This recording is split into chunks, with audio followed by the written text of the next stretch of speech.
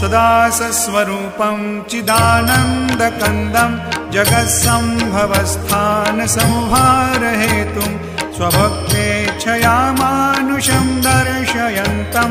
नमामीश्वरं सद्गुरुं सायिनाथं भवद्वान्तविध्वंसमार्तण्डमीड्यं मनोवागतीतं मुनिर्ध्यानगम्यं जगद्व्यापकं निर्मलं निर्गुणत्वां नमामीश्वरं सद्गुरुं सायिनाथं भवाम्भोधिमग्नार्दितानां जनानां स्वपादाश्रितानां स्वभक्तिप्रियाणां समुद्धारणार्थं कलौ सम्भवन्तं नमामीश्वरं सद्गुरुं सायिनाथं